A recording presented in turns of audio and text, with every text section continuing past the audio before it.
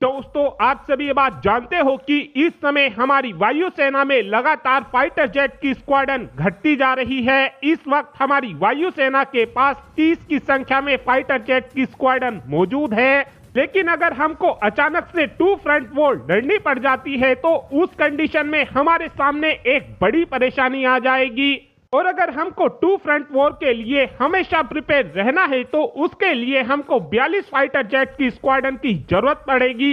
यानी इस समय हमारी वायुसेना को अपनी 42 फाइटर जेट की स्क्वाड्रन को पूरा करने के लिए 216 फाइटर जेट की तत्काल जरूरत है। ऊपर से 2 सालों बाद पाकिस्तान को भी 5वीं पीढ़ी के लड़ाकू विमान चाइना से मिलने शुरू हो जाएंगे।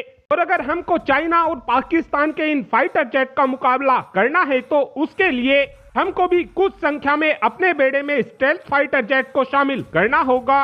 और अब भारत की इसी परेशानी को देखते हुए रशिया के कुछ ऑफिशियल की तरफ से बताया गया है कि 2025 की शुरुआत में जब व्लादिमीर पुतिन भारत की यात्रा पर आएंगे उस समय व्लादिमीर पुतिन की तरफ से भारत को 70 की संख्या में Su-57E फाइटर जेट ऑफर किए जाएंगे।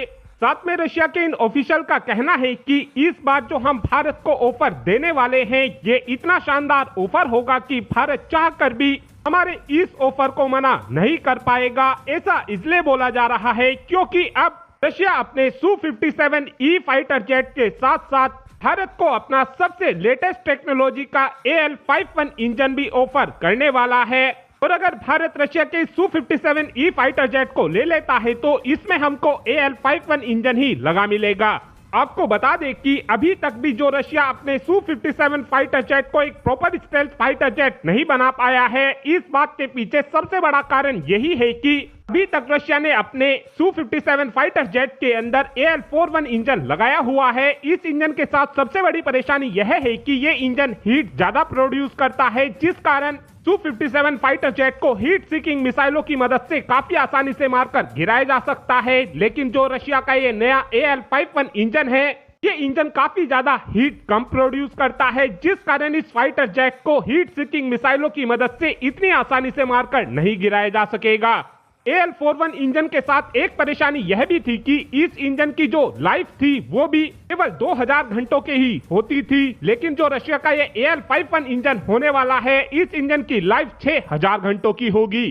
साथ में रशिया के इन ऑफिशियल का यह भी कहना है कि अगर भारत हमारे Su-57 फाइटर जेट को ले लेता है तो भारत अपने फिर इस Su-57 फाइटर जेट की मदद से अपनी हाइपरसोनिक मिसाइलों को भी काफी आसानी से दाग सकेगा। साथ में इस समय यह भी बताया जा रहा है कि रशिया इन 70 Su-57 फाइटर जेट की एक government to government deal Bharat के साथ साइन करना चाहता है।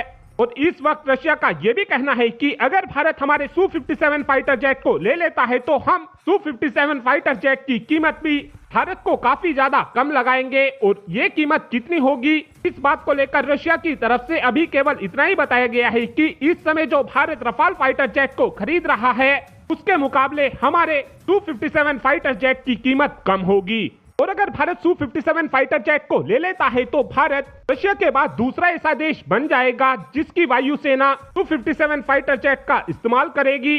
और हाल ही में ही हमने देखा है कि रशिया को एक Su-57 फाइटर जेट का एक्सपोर्ट ऑर्डर भी मिल चुका है।